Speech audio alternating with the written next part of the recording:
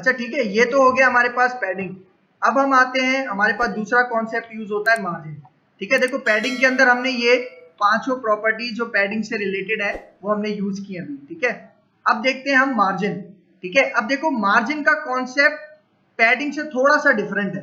किस तरह है, देखो मार्जिन की अगर आप डेफिनेशन पढ़ो, ये क्या कह रहा है, the margin property is used to add a specified amount of space around an element. Around का मतलब देखो ये हमारे पास डिव है ना, ठीक है, इसके इर्द गिर्द मतलब हमारे डिव से बाहर। ठीक है, हमारे डिव से बाहर क्या है, हमारा ब्राउजर है। ठीक है, उसकी चारों बॉर्डर्स हैं।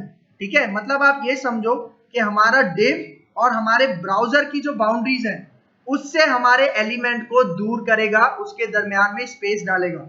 सही है, देखो अगर मैं आपको यहां से करके समझाऊं इसको। ठीक है, मैं यहाँ पे अपनी कोडिंग पे आता हूं और फॉर एग्जाम्पल मैं यहाँ पे ये पैडिंग हटाता हूँ। ठीक है, अब देखो मैं यहाँ पे यूज करता हूँ मार्जिन। अच्छा अभी आपको रिजल्ट डिस्प्ले करवाता हूं मैं पैडिंग हटाने के बाद। ठीक है, ये देखो इस तरह से हमारे पास रिजल्ट डिस्प्ले हो रहा है। अब मैं इसके ऊपर मार्जिन अप्लाई करता हूं। ठीक है, तो आप मार्जिन का इफेक्ट देखना। मैं यहाँ पे आके सबसे पहले यूज करता हूं उसी तरह मार्जिन लेफ्ट। ठीक है, और इसको मैं फॉर एग्जाम्पल देता हूँ 50px। सही है, अब यहाँ पे मैं सेव करता हूं और यहाँ पे जाके रिफ्रेश करता हूँ। तो देखो मार्जिन ने क्या किया, मार्जिन ने आपके पूरे एलिमेंट को लेफ्ट साइड से क्या कर दिया, दूर कर दिया। मतलब आपका एलिमेंट और जो ब्राउजर की बाउंड्री है, सही है, लेफ्ट साइड पे जो ब्राउजर की बाउंड्री है उसके दरमियान में कुछ स्पेस ऐड कर दिया। सही है, अभी हमने जस्ट 50px रखा है, आप फॉर एग्जांपल इसको 150px रखो, सेव करो, यहाँ पे आके रिफ्रेश करो तो ये और दूर हो जाएगा।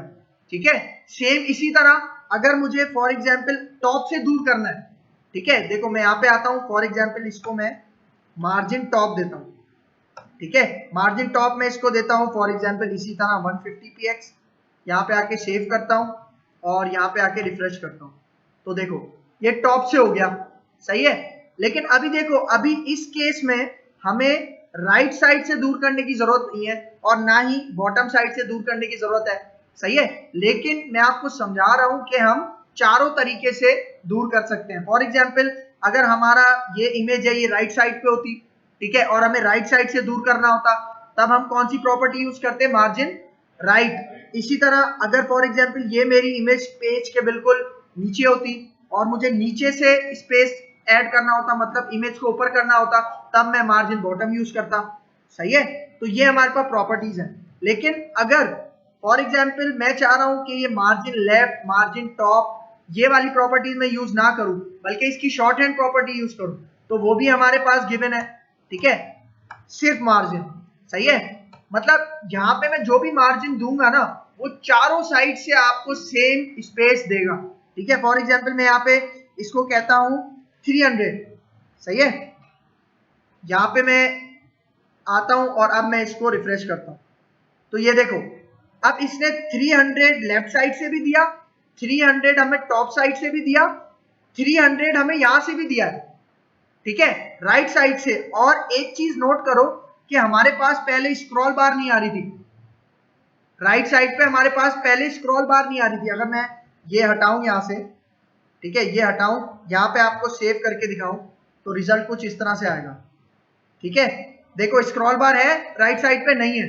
ठीक है, लेकिन अगर मैं यहाँ पे वही मार्जिन 300px इसको अप्लाई कर दूं, ठीक है, तो देखना ये लेफ्ट साइड से भी दूर हुआ है, ये राइट साइड से भी दूर हुआ है, सॉरी टॉप साइड से भी दूर हुआ है, राइट साइड से भी दूर हुआ है और बॉटम से भी दूर हुआ है। लेकिन देखो हमें बॉटम से चेक करने के लिए क्या करना पड़ेगा, स्क्रॉलिंग करनी पड़ेगी।